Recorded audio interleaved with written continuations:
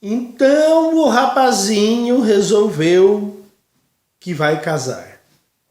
Achou a sua namorada, uma namorada bonita, legal, aparentemente fiel, e parece que está tudo certo e que o casório vai sair. Bom, como eu sou um desmancha-prazeres aqui no YouTube, mas um desmancha-prazeres para o bem dos senhores, não é para o mal. Eu estou aqui avisando com antecedência para que vocês, antes de cair na armadilha, escapem.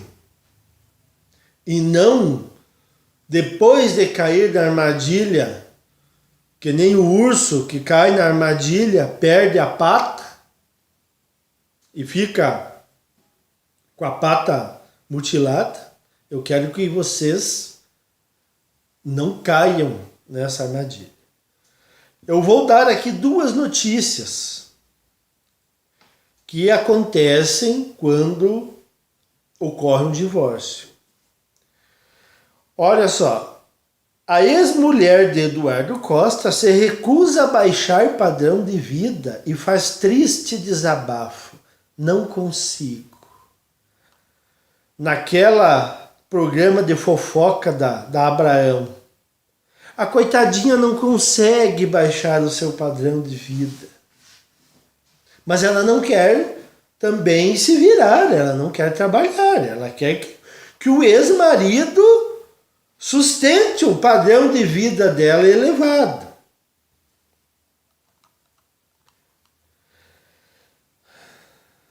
A ex-mulher de Eduardo Costa resolveu falar em rede nacional sobre a polêmica envolvendo a pensão do cantor para a sua filha de apenas 12 anos. Ela lamentou a situação e se recusou a baixar o padrão de vida, que está insustentável diante do valor atual que ele envia mensalmente.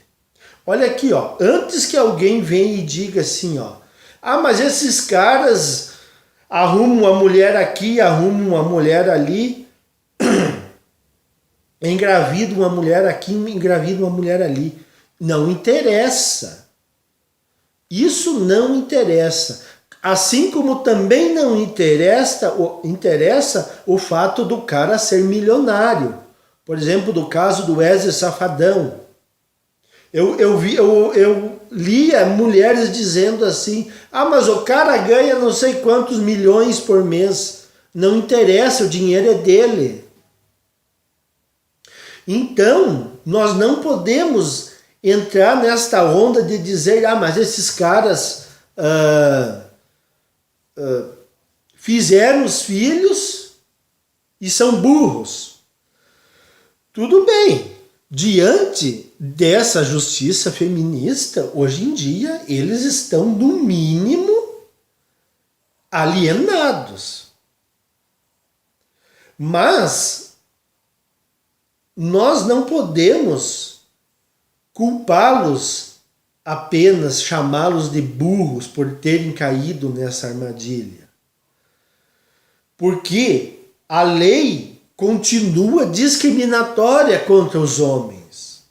Não interessa se o Eduardo Costa arrumou uma bailarina e engravidou ela. Se o Wesley Safadão arrumou uma bailarina e engravidou a bailarina. As leis continuam discriminatórias contra os homens. Se eles foram burros, não interessa. Vocês estão entendendo isso? Eu quero que vocês entendam isso. A Tarde é Sua, de Sônia Abraão, ela disparou. O valor real é 10 salários mínimos. A questão não é que eu não consiga viver com esse valor, mas eu teria que baixar o padrão de vida da minha filha, com a segurança que ela precisa. Mentira! Não é o padrão de vida da tua filha, é o teu padrão de vida que você não quer baixar. As mulheres não querem baixar o seu padrão de vida. Quanto gasta uma criança? que não seja doente, que não precise de tratamento médico direto, quanto gasta por mês? Uma das coisas que é preciso, não sei se algum deputado terá coragem de fazer isso nessa próxima legislação, é colocar um teto máximo de pensão alimentícia. Isso é urgente, que se coloque um teto máximo de pensão alimentícia. Não é possível um sujeito pagar 40, 60 mil de pensão alimentícia.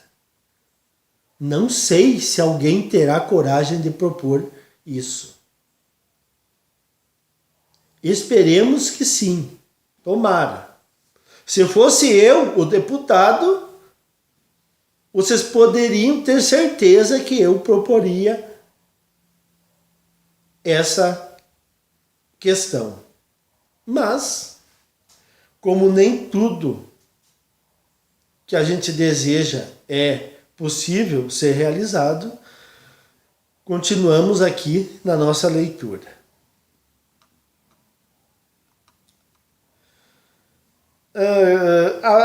Baixar o padrão de vida da minha filha com a segurança que ela precisa. Eu poderia ir para um apartamento mais barato, mas não teria segurança, elevador, etc.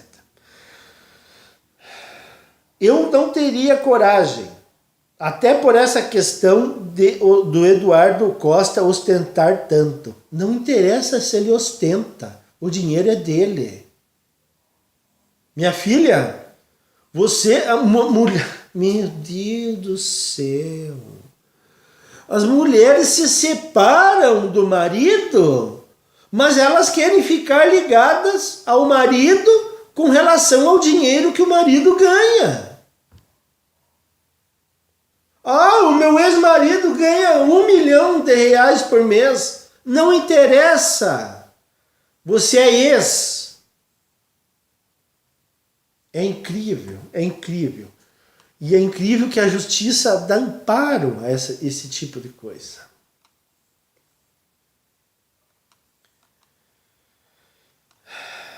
Eu tenho muito medo, tem muita gente maldosa no mundo. Daí já começa com vitimismos e olha, chororô. Ela deixou o apartamento sob ordens de despejo. A gente saiu há alguns dias, nós mudamos e estamos em um apartamento de um amigo do meu pai no mesmo padrão. A gente continua pagando aluguel. Veio a notificação de despejo e mandei para ele, que não deu um retorno, como se não estivesse preocupado. Lamenta. Mentiras e mentiras a rodo. Aqui ela fala sobre questões de IPTU. Tá, mas ela não entra com nada da despesa? Mas e a parte financeira da mulher? Além dela estar com a guarda do filho, vejam só o absurdo da lei. Além da mulher ficar com a guarda do filho, ela ainda quer que o homem sustente ela e o filho. Ela não teria que entrar com a parte das despesas da sua filha? A justiça simplesmente se cala diante disso. Os políticos simplesmente se calam.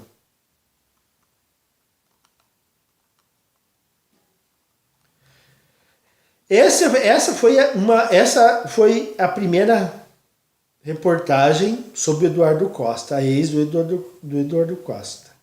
Agora nós temos a questão lá do Carlos Alberto da Silva, o mendigo, do extinto Pânico na Band. Ele conseguiu a suspensão do mandado de prisão que tinha por não pagamento de pensão alimentícia do filho, de 7 anos, fruto do seu relacionamento com Aline Hauck, ex-assistente de palco do humorístico. Outro que burriou pegando assistente de palco. Mas isso não interessa. a lei continua injusta. O humorista teve a prisão decretada no início desse mês, mas conseguiu uma liminar na última sexta-feira, 19. Em entrevista ao UOL, Carlinhos falou sobre o caso. O desembargador entendeu as minhas verdades, já que eu tinha todos os comprovantes do pagamento de pensão de presentes que eu dei para ela. Ele entendeu para o meu bem e para o bem do meu filho que a prisão não seria bacana. Conseguimos a revogação da prisão. É um milagre. Estava esperando a decisão deles para me entregar ou não. Agora estou mais aliviado. Mas a que ponto nós chegamos? Pais sendo tratados como bandidos, torcendo para não irem para a prisão. Vocês estão colocando isso na cabeça? Isso está penetrando em seus cérebros? Ou estou falando grego aqui? Vocês estão vendo como é que é? Como é que funciona? O cara tem que torcer para não ir para a prisão. E olha só, a dívida gira em torno de 400 mil. Olha só, o humorista teve inclusive o apartamento penhorado pela justiça a pedido de Aline. Penhoraram o apartamento dele a pedido da ex. Daí ele fala aqui, ó, não tem acordo com a pessoa. Ela quer me ver na lama, me humilhar. Ela quer tirar a minha cobertura. Pode tirar. Eu quero ver o meu filho. Quer fazer acordo? Vamos fazer. Mas não querem. A pessoa não tem coração, não tem noção do absurdo e do ridículo. Prender o pai do próprio filho? Questionou. É isso mesmo. Prender o pai de uma criança? Carlinhos negou as acusações que tenha sido ausente com o filho e alegou que esses envolvimentos com a justiça têm prejudicado o seu relacionamento com a criança. É óbvio, essas lambanças com a justiça de paga pensão, não paga pensão, coloca horários fixos para ver a criança. Isso tudo a criança, o rapazinho ali já está com 7 anos, a criança já está com 7 anos, já vai entendendo isso. E já vai começando o psicológico dele já vai começando a sofrer com essa pendenga. Mas a justiça não diz que tudo é para o bem da criança? Então por que eles não agilizam esse tipo de coisa? Por que eles querem ainda massacrar mais o pai? Eles não pensam que a criança está sofrendo, que a criança gosta do pai também? Não, a criança não é da propriedade só da mãe. A criança pertence a ambos os pais. Eu nunca vou negar pão ao meu filho. Sempre paguei, mas não vi nada. Não vi aniversários, Dia dos Pais, Ano Novo. Eu tenho que reconquistar meu filho a cada vez que o vejo. Aqui está escancarada a alienação parental. Alienação parental escancarada. O que a ex-mulher do mendigo está fazendo. Então, é essa a realidade. Tá, daí a matéria termina. Então, senhores, é essa a realidade do homem diante da justiça feminista que se baseia em leis feministas. O homem não passa de uma carteira de dinheiro ambulante para a justiça. Os sentimentos do pai sequer passam pela cabeça dos juízes, dos promotores, dos defensores públicos. E o mais incrível que eu acho, que é espetacular isso, é que a maioria dos operadores da justiça são homens. Como se explica isso? É o caso, aquilo que eu falei. Geralmente são homens que já se criaram no ambiente feminista. São homens que foram doutrinados nas faculdades, já saíram com a cabeça pronta em esquerdismo, em leis favoráveis às mulheres.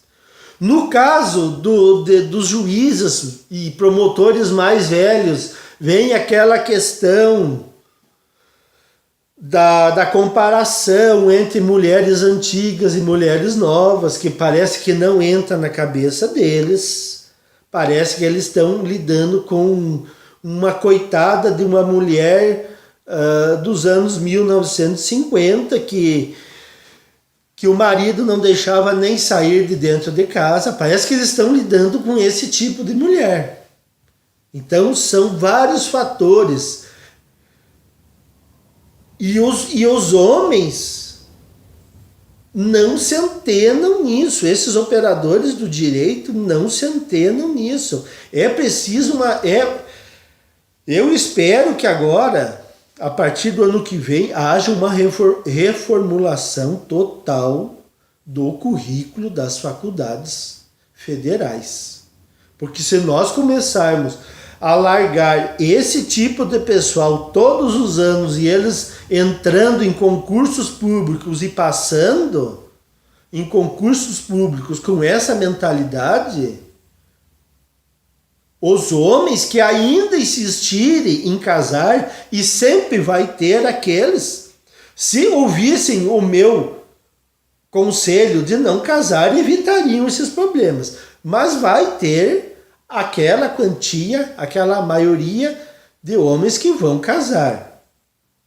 E se eles caírem nesses caras, nesse pessoal da justiça doutrinados, eles vão sofrer e vão passar por tudo que esses caras estão passando, por Eduardo Costa e milhões de pais por todo o Brasil, não só homens ricos, homens pobres, medianos, qualquer um.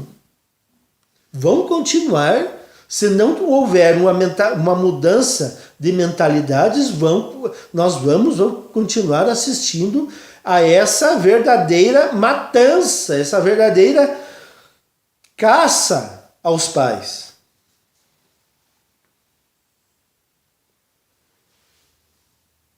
Quem sabe também esses homens, eles possam, aqui é em tom de chacota, eles possam ter sofrido algum tipo de bullying na escola.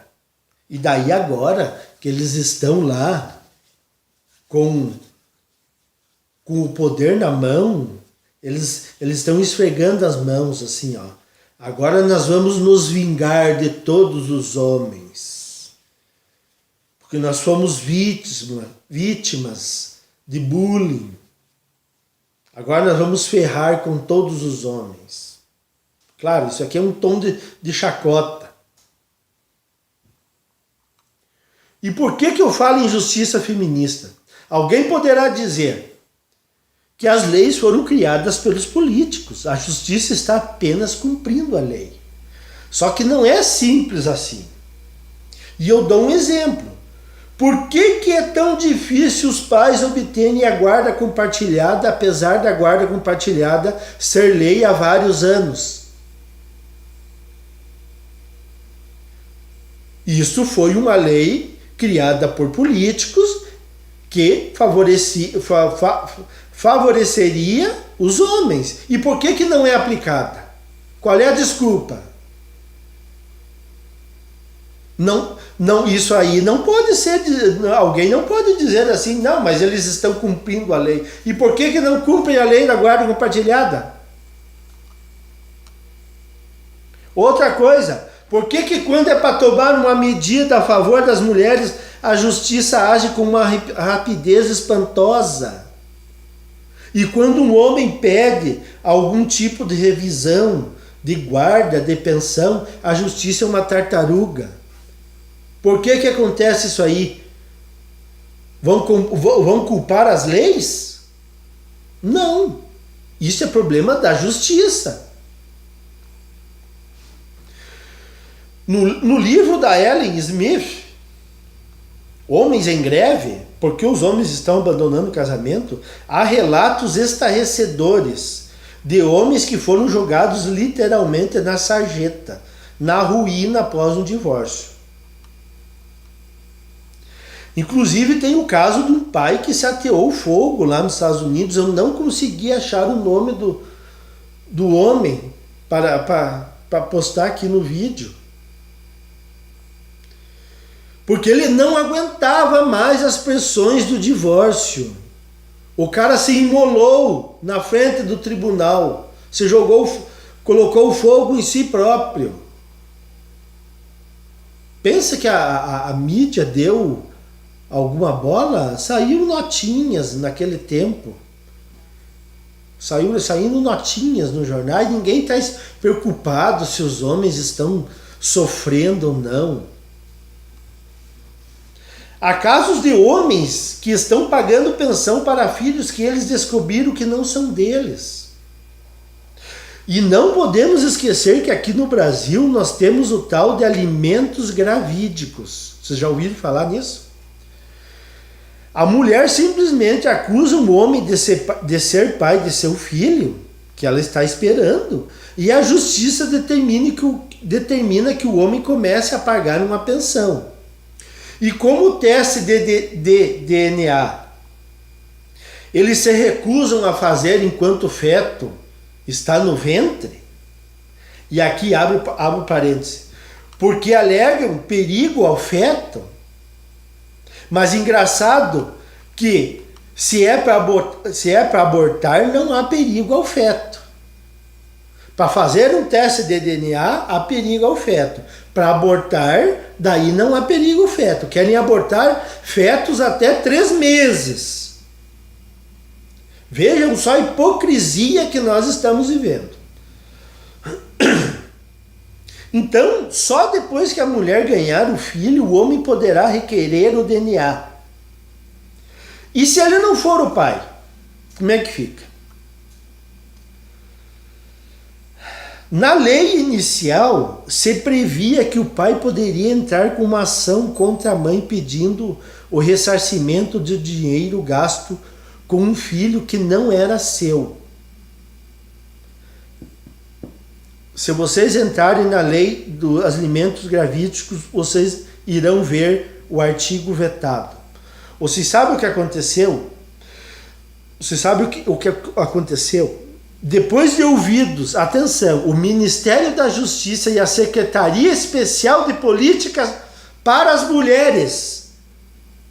Bolsonaro, acabe com essa Secretaria Especial de Políticas para as Mulheres, por favor. Ou nós somos iguais ou nós não somos iguais. Então, após ouvir o Ministério da Justiça e a Secretaria Especial de Políticas para as Mulheres, engraçado que as mulheres decidem tudo. Decidem tudo.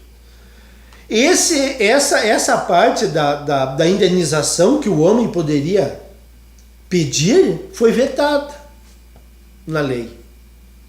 Daí eu andei procurando algumas jurisprudências, alguns comentários de juristas. Daí os caras disseram que ainda pode haver possibilidade do homem entrar com pedido de ressarcimento do dinheiro gasto. Mas sabe como é que é? Daí ele vai ter que buscar um bom advogado, ele vai gastar dinheiro e às vezes o cara tem que trabalhar, o cara não tem tempo para estar correndo atrás disso e geralmente o cara desiste. E a mulher sai dando risada.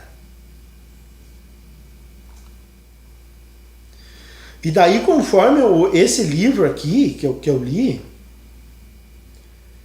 lá nos Estados Unidos é muito pior do que aqui no Brasil. A situação lá é muito pior.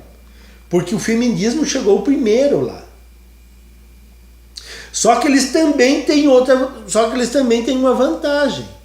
O antifeminismo lá está muito mais adiantado que aqui no Brasil. Nós estamos engatinhando aqui no Brasil. Nesse livro, o que eu li de associações de homens pressionando políticos foi uma grandeza, coisa que aqui no Brasil não existe. Nós fizemos aqui um trabalho de formiga. Então, assim, há muito trabalho a fazer no combate ao feminismo aqui no Brasil pela parte dos homens. Lá nos Estados Unidos eles estão bem adiantados. Nesse livro da Ellen Smith,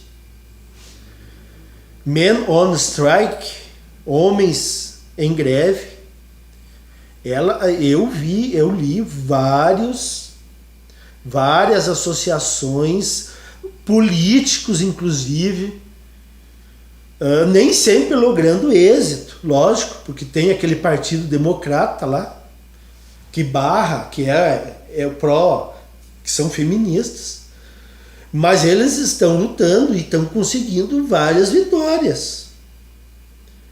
E a vantagem deles também lá, que há estados, há um federalismo, há estados com leis independentes do governo federal. Uma coisa que aqui no Brasil nós não temos. Nós somos vinculados, todos os estados são amarrados em Brasília. Esse é um dos nossos grandes problemas. Nós precisaríamos desmembrar, dar mais poder aos estados para criar leis, coisa que lá nos Estados Unidos ainda ocorre. E aos poucos os democratas estão querendo terminar e concentrar tudo em Washington. Aqui é tudo concentrado em Brasília. Então, nós temos um grande caminho pela frente. Os homens brasileiros ainda estão muito atrasados nessa questão. Os homens brasileiros são que nem aqueles cavalos com tapa-olhos, sabe? Os homens brasileiros só enxergam aqui assim, ó. Eles são incapazes de enxergarem ao seu redor. Então, é uma luta hercúlea. É isso aí, senhores. Estou no limite da memória do meu celular. É isso aí.